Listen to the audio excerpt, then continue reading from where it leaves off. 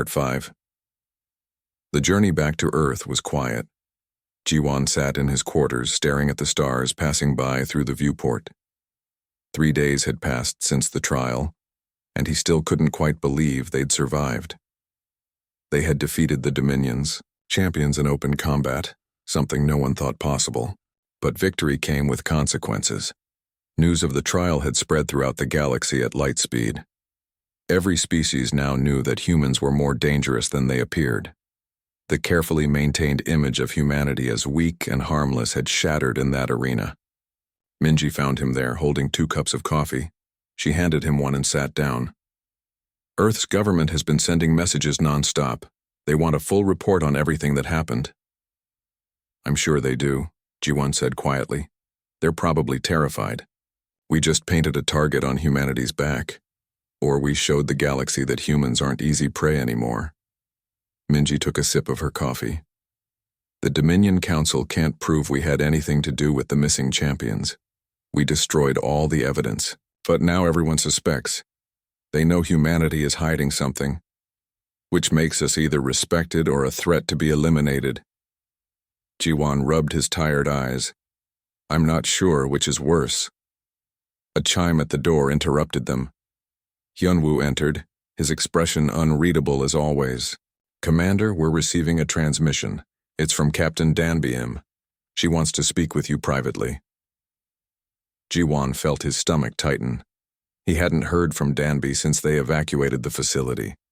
Part of him had hoped he'd never hear from her again. But deep down, he knew that was impossible. They were connected now, bound by the secrets they shared.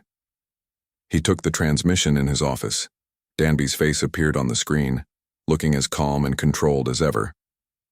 Congratulations on your victory, Commander. You performed better than I expected. Is that why you're calling, to congratulate me? I'm calling to inform you of changes. The shadow operations in the Abyss sector are being shut down. With the facility destroyed and the Dominion watching closely, continuing operations there would be too risky. Good, Jiwon said. Maybe it's time humanity stopped hiding in the shadows and kidnapping people. Danby's expression didn't change. You still don't understand. Everything we did to protect Earth. For 200 years we've kept humanity safe by making potential threats disappear before they became problems. Do you know how many species considered attacking Earth? How many wanted to enslave humans or wipe us out entirely? They didn't, because they were afraid of what happened to warriors who tried. Afraid of lies and deception. Afraid of consequences, which is exactly what keeps any society safe. Danby leaned forward. But you're right about one thing. The shadows aren't working anymore. Your trial changed everything. The galaxy now knows humans can fight. They know we're not the weaklings they thought we were, so we're shifting strategies. What do you mean? Open deterrence, we're not going to hide anymore. Instead, we're going to make it very clear that any species threatening humanity will face severe consequences. We'll use technology, tactics, and capabilities we've developed over 2 centuries of shadow warfare. The difference is now everyone will see it coming. Jiwon felt cold. That sounds like you're preparing for war. We're preparing for survival. There's a difference. Danby's eyes held no doubt, no hesitation. You've been promoted, Commander. You're now Captain Jiwon Park, assigned to the UHSF Horizon, a new class of deep space vessel designed specifically for operations along human territorial boundaries. Your mission is to ensure that no more warriors disappear, not because we're weak, but because potential aggressors learn to leave humanity alone. And if they don't learn, then you teach them, whatever it takes. The transmission ended, leaving Jiwon alone with his thoughts. He should refuse. He should report everything to Earth's government and let them decide how to handle it. But he knew the government would just try to appease the Dominion, to maintain the status quo, and the status quo had humanity at the bottom of the galactic hierarchy, always one step away from conquest. When the constellation reached Earth, Jiwon found the planet in turmoil. Public opinion was sharply divided. Some celebrated humanity's victory in the trial, seeing it as proof that humans deserved respect. Others feared retaliation from the Dominion, worried that humanity had provoked forces they couldn't defeat. The government held emergency meetings. Admirals and politicians debated whether to expand military capabilities or seek diplomatic solutions. Everyone had an opinion, but no one had clear answers. The galaxy had changed, and humanity was still figuring out where it fit. Jiwan was called to testify before a special committee. They asked him detailed questions about the facility, about Danby, about the shadow operations. He told them the truth, or most of it. He explained what he'd found, what he'd learned, and the choices he'd made. "Do you believe these shadow operations are justified?" one senator asked. Jiwan thought carefully before answering. "I believe they kept humanity safe when nothing else would. I believe the people running them made terrible choices for what they thought were good reasons. And I believe we can't change what's already been done. We can only decide what comes next. And what should come next? Honesty. Not complete transparency. Because some secrets need to stay secret for security reasons, but we should stop pretending we're helpless. The galaxy saw us fight in that arena. They saw us win. Let's use that reputation to negotiate from a position of strength instead of weakness." The committee deliberated for weeks. Meanwhile, Jiwan received his new assignment. The UHSF Horizon was everything Danby had promised and more. It was fast, powerful, and packed with technology that officially didn't exist. The crew was handpicked, a mix of regular military personnel and former shadow operatives. Minji and Hyunwoo both transferred to serve with him. "Someone needs to keep you from getting killed," Minji said when he asked why. Hyunwoo just nodded, as if the decision was obvious. The Horizon's first mission was to patrol the borders of human space, specifically the regions where warriors had been disappearing. But things were different now. The captured warriors had been released, returned to their homeworlds with their memories carefully altered. They remembered challenging humans and being defeated, but the details were fuzzy. It was a final message. "From the shadow operations, we beat you and we let you live. Remember that." 3 months into the Horizon's patrol, they encountered a Vrelian warship near the boundary. The ship's commander hailed them, and Jiwan recognized him. It was Gorath, the berserker who had fought Hyunwoo in the arena. "Human vessel." Gorath's voice came through clearly. "I am here on official Dominion business, conducting a survey of this sector." "Understood," Jiwan replied carefully. "Do you require any assistance?" There was a long pause. Then Gorath spoke again, his tone different now. "No assistance required. But I wanted to tell you something. After my defeat in the arena, I studied human combat techniques. I've been trying to understand how your warrior defeated me. He's a soldier, not a warrior. There's a difference." "Yes, I'm beginning to understand that." Another pause. "The Dominion Council has issued new guidelines regarding human space. Warriors are no longer permitted to enter your territory without explicit permission from both governments. The official reason is diplomatic courtesy. But we both know the real reason. And what is that? Respect and fear. Your species has proven you're not prey. Many of us are still struggling to accept that, but the proof is undeniable." Gorath's voice held something Jiwan hadn't expected to hear from a Vrelian. Uncertainty. "I wanted to ask you directly. The rumors about warriors who disappeared in this sector, the ones who challenged humanity and vanished. Did your people do that?" Jiwan considered his answer carefully. He could lie, deny everything. But Gorath deserved honesty, at least partially. Some humans did things in the dark that we're not proud of. They believed they were protecting Earth, and maybe they were right. But that chapter is over now. We're not hiding anymore. Good. It's better this way. An enemy you can see is more honorable than one in the shadows. Gorath's ship began moving away. "Safe travels, Captain, and know that not all of the Dominion sees humans as enemies. Some of us are starting to see you as something more interesting. Equals, perhaps." The transmission ended. Jiwan sat back in his command chair, feeling the weight of those words, equals. That was all humanity had ever wanted from the galaxy, to be treated with basic respect instead of contempt. Over the following months, the pattern continued. Ships from various species would approach human space, sometimes testing the boundaries, sometimes just passing through. But they were cautious now, respectful. Word had spread about the trial, about the facility, about everything humans had done to survive.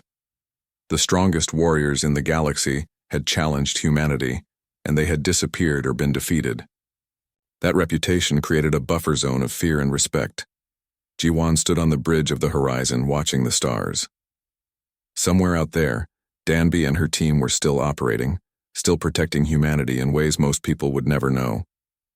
The Shadow War wasn't really over, it had just changed form. Instead of capturing warriors, they were now focused on intelligence gathering and deterrence. Part 4. The arena was built to intimidate. The floor was hard stone, scarred by centuries of combat. Seating rose in tiers above, packed with representatives from every major species in the galaxy. They had come to watch humanity be judged, and, from the hostile expressions, most of them had already decided the verdict. Jiwan stood with Minji and Hyunwoo in the center of the arena. Above them, on a raised platform, the Dominion Council sat in judgment. 12 members, representing the most powerful species in the galaxy. Korak stood beside them, his role as both accuser and observer. Commander Jiwan Park, the council leader began, her voice echoing through the space. She was a Quillari, her crystalline body refracting light into rainbow patterns. You and your crew stand accused of destroying Dominion property and obstructing an investigation into the disappearance of 5 champions. How do you answer? We are innocent, Jiwan said clearly. We followed orders to investigate. We found an abandoned facility that exploded.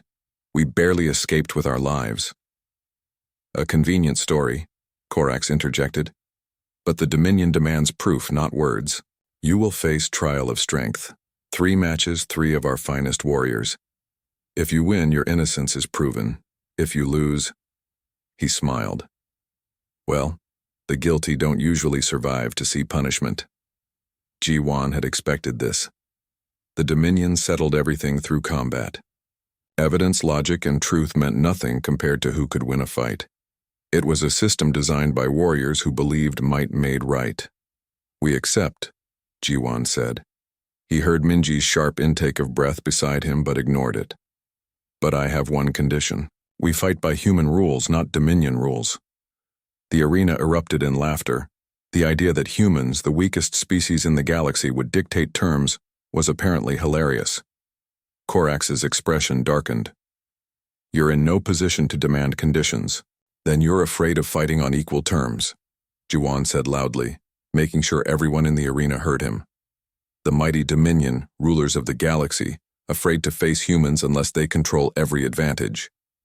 The laughter stopped. Korax's eyes narrowed dangerously. Around the arena, aliens leaned forward with interest. Jiwan had just publicly questioned the Dominion's courage, and everyone wanted to see how they would respond. What rules do you propose? The council leader asked carefully. Simple.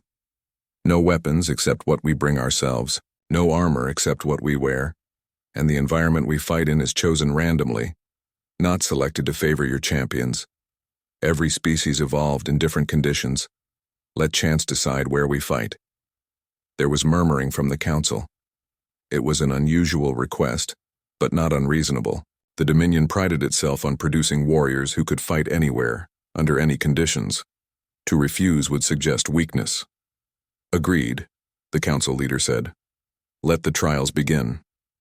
The first match was Hyunwoo against a Vrelian berserker named Gorath. The random environment selection placed them in a section of the arena that simulated a desert world, hot and dry with loose sand underfoot. Gorath was massive, even for a Vrelian, muscles like steel cables under his dark scales. The watching aliens cheered for Gorath. No one thought Hyunwoo had a chance. He was smaller, lighter, and had no natural weapons. When the match began, Gorath charged immediately, intending to end things quickly. But Hyunwoo didn't fight like a warrior. He fought like a soldier. The moment Gorath charged, Hyunwoo dropped and rolled, letting the larger alien's momentum carry him past. In the process, Hyunwoo scooped up a handful of sand and threw it at Gorath's eyes. Gorath roared in pain and confusion, clawing at his face. Hyunwoo didn't give him time to recover. He stayed in motion, circling constantly, never letting Gorath get a clean shot at him. Every time the Vrelian tried to close the distance, Hyunwoo was already gone, forcing Gorath to chase him through the hot sand. Minutes passed. 10, then 20, then 30. Gorath was strong, but he was built for power, not endurance. The desert heat was draining him. His movements became slower, his breathing heavier. Hyunwoo, meanwhile, had paced himself perfectly, conserving energy while his opponent exhausted himself. Finally, Gorath collapsed from heat exhaustion, his body overheated and unable to continue. Hyunwoo stood over him, barely winded. The arena fell completely silent. No one had expected this outcome. Victory to the human, the council leader announced, her voice uncertain. Ji-won allowed himself a small smile. 1 down, 2 to go. The second match was Minji against a Quillari energy wielder named Prism. The environment this time was a zero-gravity chamber, floating platforms connected by thin bridges. Prism could fly by manipulating gravitational fields around herself, giving her a massive advantage. Minji looked terrified. She wasn't a fighter. She was a scientist who had spent most of her life in laboratories.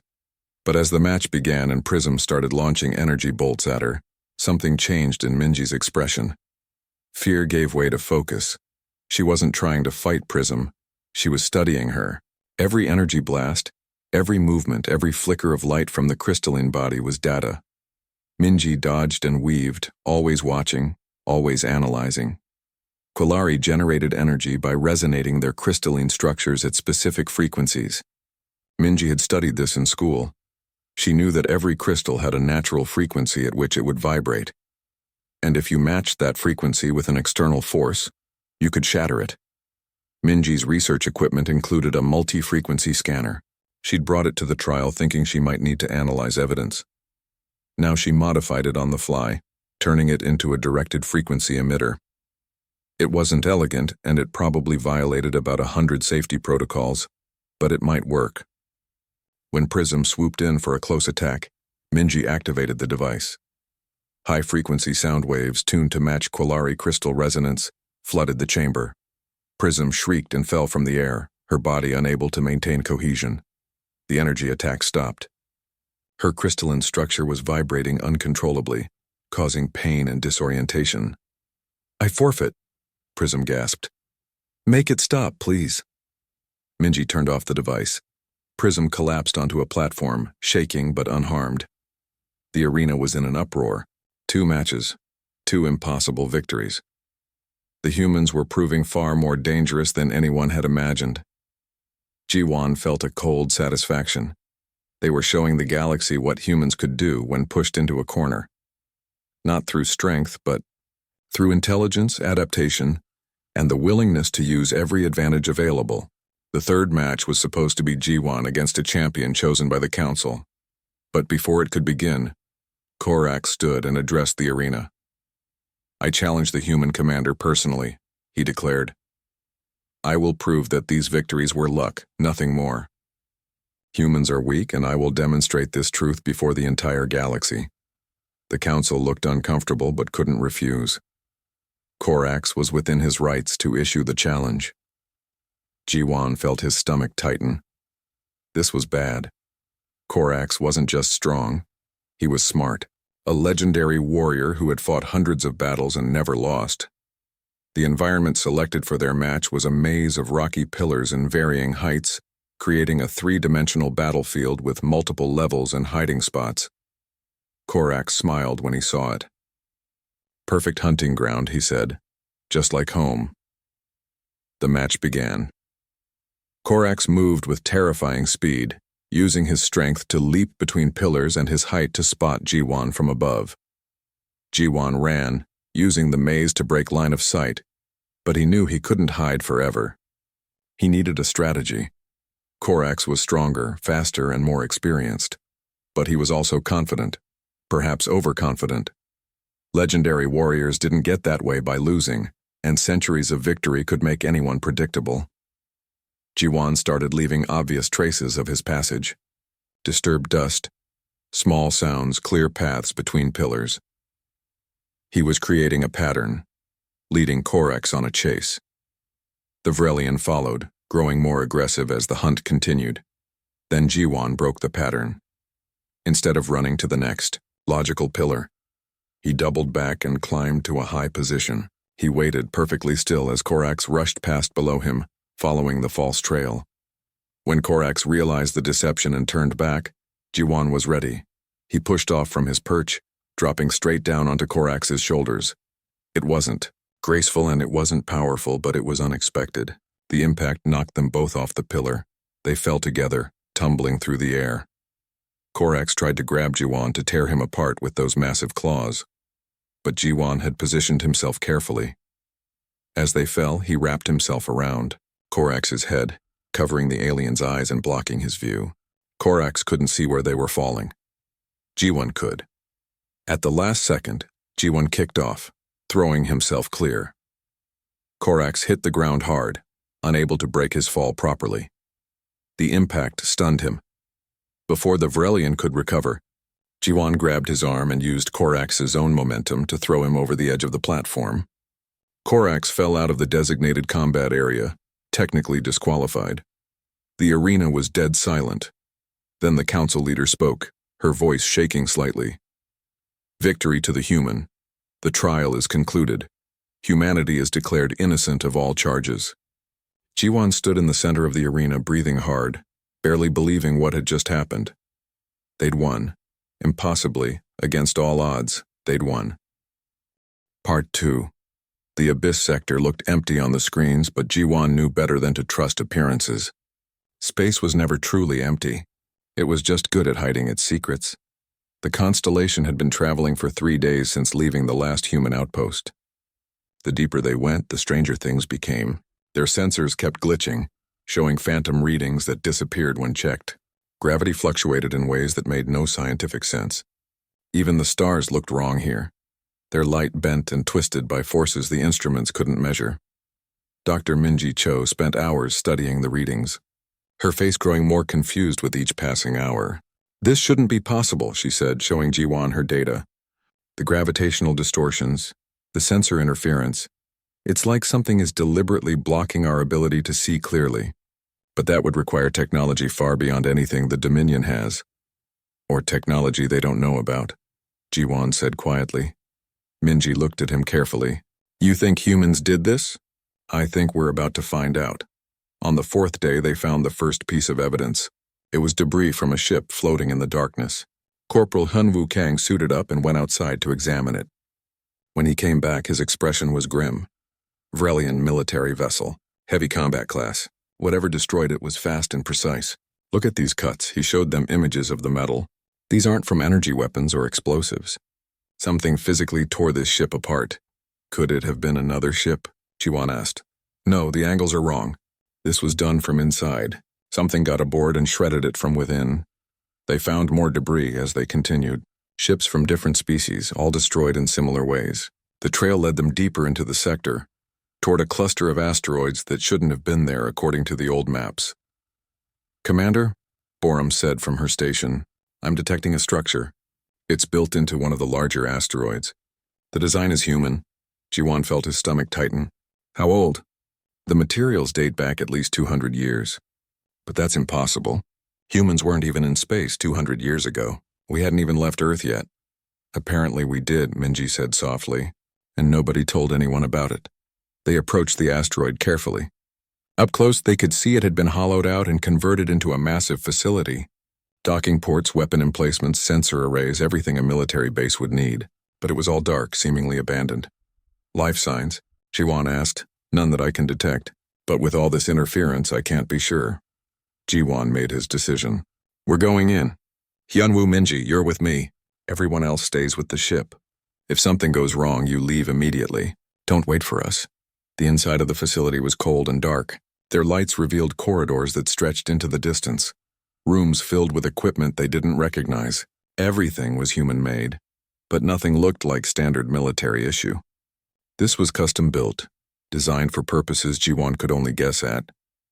They found the first chamber after 20 minutes of exploration. It was enormous, like an arena or training ground. The walls were scarred with weapons fire and impact marks. Dried blood stained the floor. Blood from dozens of different species. Vrelian green, Quillari blue. Others Jiwon didn't recognize. What happened here? Minji whispered. Yunwoo studied the room with a professional eye. Combat training. Multiple opponents, different fighting styles. Look at the pattern of damage. Someone was learning how to fight every major species in the galaxy. They moved deeper.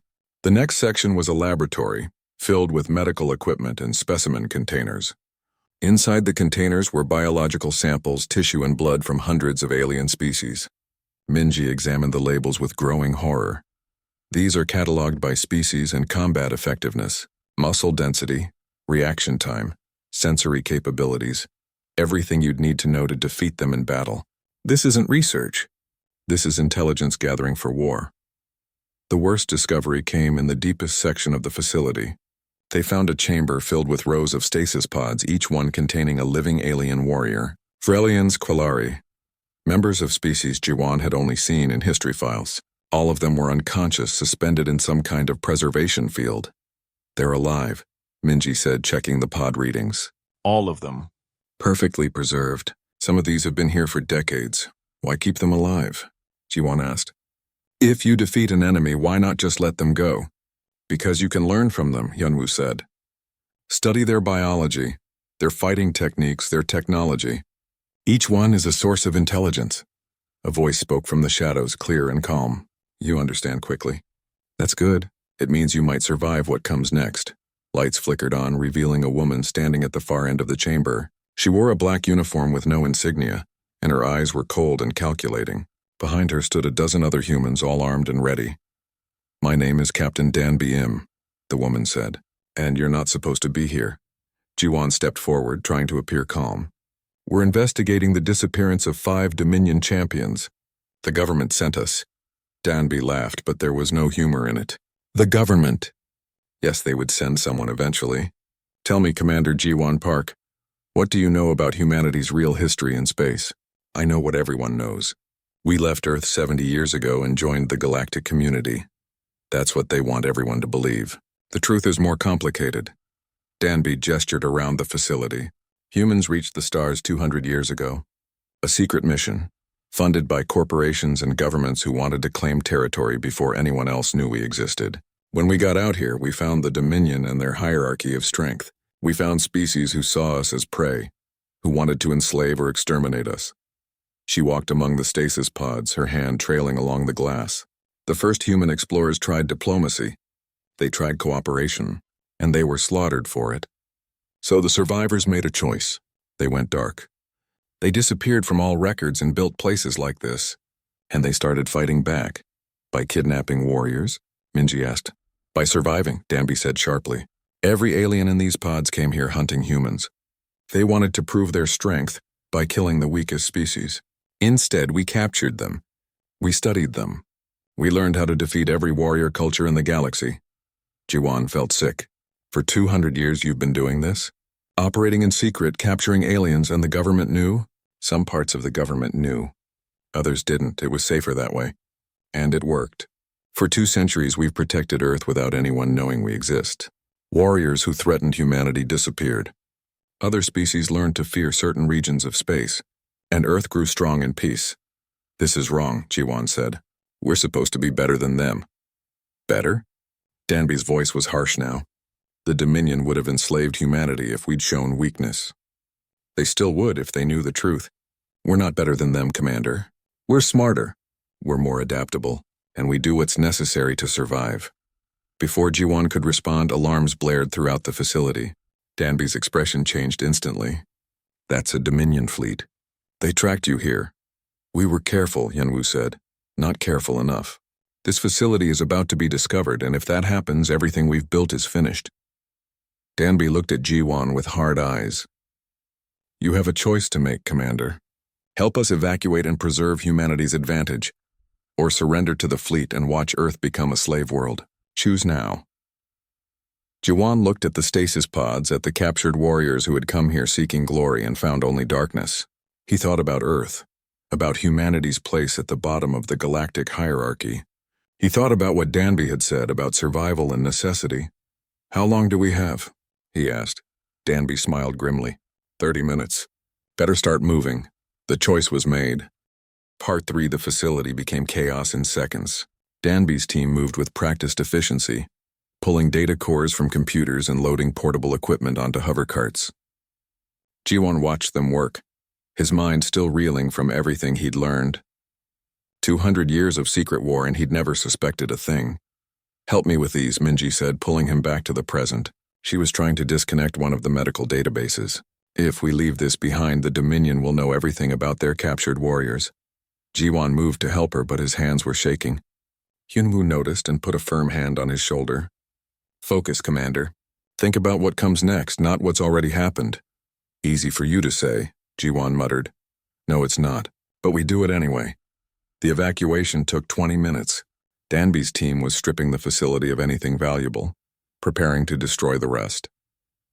Jiwon watched as they set charges throughout the asteroid, enough explosive power to vaporize the entire structure. The stasis pods were being moved to a transport ship hidden on the far side of the asteroid. "What about them?" Jiwon asked, pointing at the sleeping warriors. "Are you taking them with you?" "Some of them. The rest will be destroyed with the facility. We can't risk the Dominion recovering them." Danby's voice was matter-of-fact, as if she were discussing cargo instead of living beings. "That's murder," Minji said quietly. "That's war," Danby corrected. "They came here to kill humans. Now they're casualties of a conflict most people don't even know exists. That's the price of fighting in the shadows." Before Minji could argue further, Borum's voice crackled through Jiwon's communicator. "Commander, the Dominion fleet is hailing us.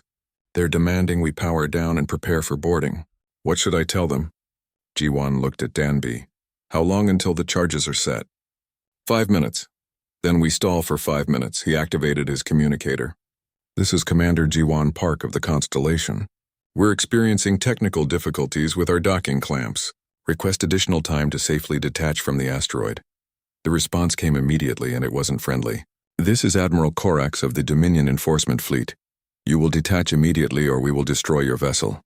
You have violated restricted space and are suspected of involvement in the disappearance of Dominion champions. Comply now." Jiwon recognized that name. Korax was a legend. A Vrelian warrior who had personally conquered 3 star systems. If he was here, the Dominion was taking this seriously. "We need more time," Jiwon said to Danby. She shook her head. "We're out of time. The charges are armed. We leave now or we die with this place." They ran for the docking bay where the Constellation waited. Behind them, Danby's team scattered to their own hidden ships. The facility was emptying fast, everyone racing to escape before the Dominion fleet arrived.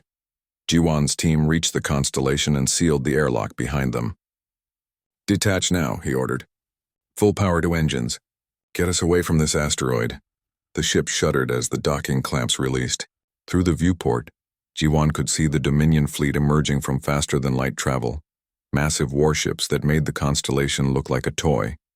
In the lead was Korax's flagship, a vessel the size of a small moon. "They're locking weapons on us," Borum reported, her voice tight with fear. "Evasive maneuvers. Don't let them get a clean shot." The Constellation wasn't built for combat, but it was fast and maneuverable. It darted away from the asteroid, weaving between debris fields and gravitational anomalies. Energy beams sliced through space where they'd been seconds before. Charges detonating in 10 seconds, Hyunwoo counted down. 9, 8, 7. The asteroid exploded. Not a simple explosion, but a fusion reaction that turned the entire structure into a miniature sun. The blast wave caught the nearest Dominion ships and sent them spinning. The Constellation rode the edge of the shock wave, using it to gain speed and distance. But it wasn't enough. The Dominion fleet recovered quickly, and Korax's flagship was already pursuing them. A tractor beam locked onto the Constellation, dragging it to a stop despite its engines running at full power. "We're caught," Borum said unnecessarily. Jiwon sat in his command chair and tried to think. They'd destroyed the facility, but the Dominion knew something had been there. They suspected humans were involved. Without proof, they couldn't start a war, but they could make humanity's life very difficult. "Sir, Admiral Korax is demanding you surrender and come aboard his ship," Borum reported. "He says you're under arrest for crimes against the Dominion." Jiwan exchanged looks with Minji and Hyunwoo. There was no way out. They'd made their choice when they helped Danby evacuate the facility. Now they would face the consequences. Tell him we comply, Jiwan said quietly, but we go peacefully. No weapons, no resistance. The transport to Korax's flagship was tense. Frelian guards surrounded them, weapons ready, clearly hoping for an excuse to use them. They were escorted through corridors that seemed designed to make prisoners feel small and helpless. Korax waited for them in a chamber that was part courtroom, part arena. The Vrelian admiral was even more imposing in person, nearly 3 meters tall with scales that gleamed like black metal. His eyes held the cold intelligence of a predator who had never met prey he couldn't catch. Commander Jiwan Park, Korax's voice rumbled, you destroyed evidence of a Dominion investigation. That alone is a crime worthy of execution, but I think there's more to this story. I think you know what happened to our missing champions. We found an abandoned facility, Jiwan said carefully. It was rigged to explode. We barely escaped. An abandoned facility that just happened to explode the moment we arrived? How convenient. Korax moved closer, looming over Jiwan. I've been hunting in these territories for 50 years. I know when prey is lying to me. You reek of deception, human. We don't know anything about your missing champions. Then you won't mind standing trial to prove your innocence. Korax smiled, showing teeth designed for tearing meat. The Dominion Council has been convened. You and your crew will face judgment. If you're found guilty, your entire species will pay the price. They were taken to holding cells deep in the ship. The 3 of them sat together in silence for a long time. Finally, Minji spoke. What have we done? We tried to protect Earth, Jiwan said, though he wasn't sure he believed it anymore. By covering up crimes? By destroying evidence? How does that help anyone? It buys time, Hyunwoo said quietly. Time for humanity to grow stronger. Time for us to be ready for what comes next. And what does come next? Minji asked. None of them had an answer. The journey to the Dominion Council took 3 days. During that time, Jiwon learned more about what awaited them.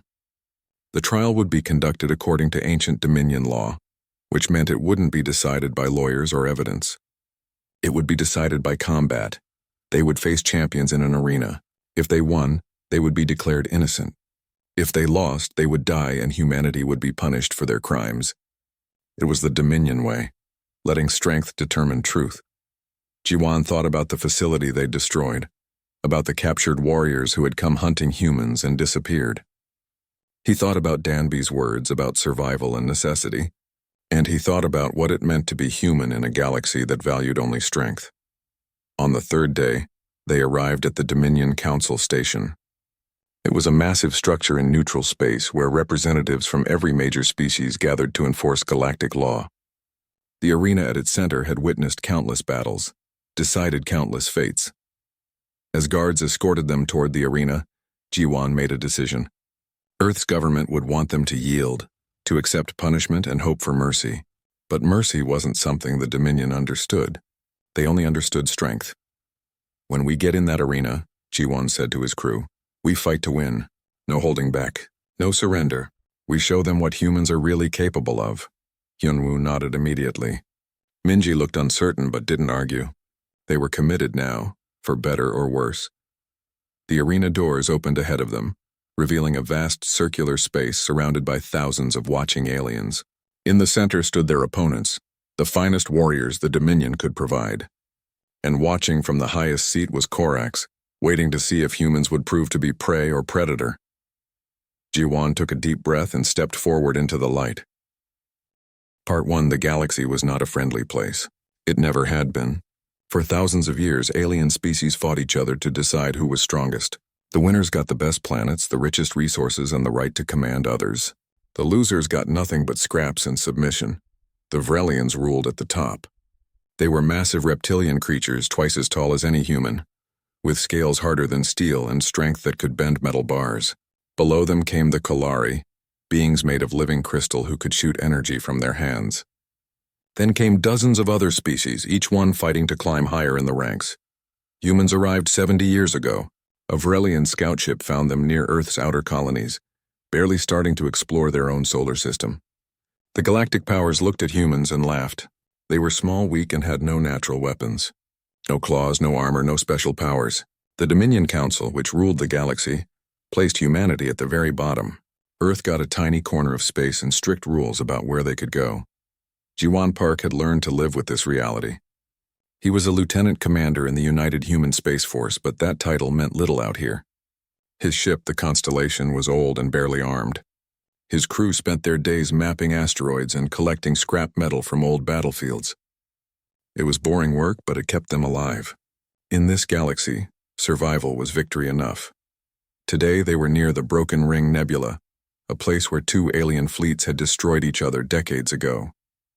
The nebula glowed with purple and orange clouds, and somewhere in that mess were valuable ship parts they could salvage.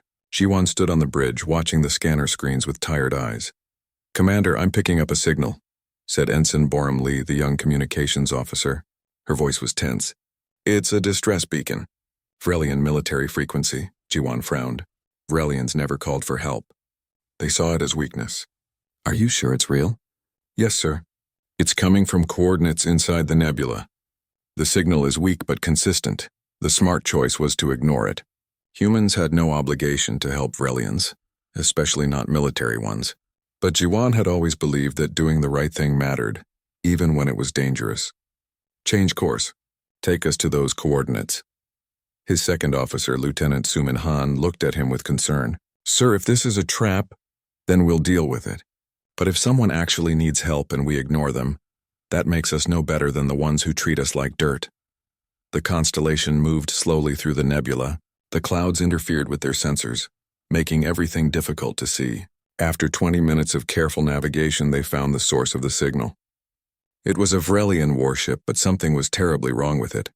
The ship was torn apart, not from weapons fire, but from inside. Hull plates were bent outward as if something had exploded from within. Bodies floated in the vacuum, Vrelian warriors still in their armor. These were supposed to be the toughest fighters in the galaxy, and something had killed them all. "Life signs?" Jiwan asked quietly. Borum checked her instruments. "One, very weak. It's coming from the ship's command center." They docked carefully with the ruined warship. Jiwan led a small team inside, wearing full protective suits. The interior was dark, lit only by their helmet lights. Blood covered the walls. Green Vrelian blood. The damage was catastrophic. Whatever happened here, it had been violent and quick. They found the survivor in what remained of the bridge. He was a young Vrelian officer, barely alive. His armor was cracked and one of his arms was missing. When Jiwan's team approached, the alien's eyes opened slightly. "Human?" the Vrelian whispered. His translator device was still working. "You shouldn't be here. We received your distress signal," Jiwan said, kneeling beside him. "What happened?" "We came to investigate. The champions. They disappeared. 5 of them. The greatest warriors in the galaxy. All vanished near here." The Vrelian coughed and more blood leaked from his mouth. "We found their ships empty. Then we saw them." "Saw who?" "The humans who came before. Not like you, different. They knew we were coming. They knew everything." The alien's eyes were unfocused now, looking at something Jiwan couldn't see. "They took our champions. Took them to the empty places beyond the void. And when we tried to follow, this happened." The Vrelian's breathing stopped. His eyes went dark. Jiwan stood slowly, his mind racing. Humans who came before? That made no sense. Humanity had only been in space for 70 years, and every human ship was accounted for. They brought the body back to the Constellation and continued their salvage mission. But Jiwan couldn't stop thinking about what the dying Vrelian had said. That night, as the crew slept, he accessed the ship's classified database. His security clearance wasn't high, but he had learned some tricks over the years. What he found disturbed him deeply. There were files heavily encrypted about a region called the Abyss Sector. It was close to human territory, but humans were forbidden from entering it. The files showed a pattern going back decades. Whenever alien warriors came too close to the Abyss Sector, especially ones who had threatened human settlements, they disappeared. Ships, crews, everything. Gone without a trace. The official human government always claimed ignorance. They sent investigators, filed reports, and expressed concern. But nothing ever changed. The pattern continued. Warriors vanished. The Dominion Council demanded answers, but never got them. Before Jiwan could dig deeper, an urgent message arrived from Earth. The Dominion Council was demanding an explanation for the missing champions. 5 of the galaxy's most powerful fighters had entered the Abyss sector and never returned. The Dominion blamed humans, claiming they must have done something. War was being discussed. Humanity's government, desperate to avoid conflict, volunteered to investigate. They needed someone to lead the mission, someone who could handle first contact with whatever was out there. They chose Jiwan. 2 days later, Jiwan stood in a briefing room with his new team. Dr. Minji Cho was a scientist who specialized in alien biology and cultures. She was brilliant but had never left Earth before. Corporal Hyunwoo Kang was a combat specialist, trained in every fighting style humans had developed. He rarely spoke, but his eyes were always watching, calculating. "Our mission is simple," said Admiral Park from the video screen. "Enter the Abyss sector. Find out what happened to the missing champions. Report back. Do not engage any hostile forces. Do not create an incident. The survival of humanity might depend on this." Jiwan nodded, but inside he felt cold. He had read those classified files. He knew that something was out there in the Abyss sector, something connected to humans, and whatever it was, it had been making the galaxy's strongest warriors disappear for decades. As the constellation prepared to depart, Jiwan looked at the star charts one more time. The Abyss sector was marked in red, a warning zone. No one went there. No one came back. And now he was supposed to fly straight into it and find answers. He thought about the dying Vrelian's words. The humans who came before, the empty places beyond the void. What had humanity done out there in the dark? And more importantly, what would happen when the truth finally came to light? The constellation launched, heading toward the Abyss sector. Jiwan didn't know what they would find there, but he had a terrible feeling that whatever it was would change everything humans believed about themselves and their place in this cruel galaxy.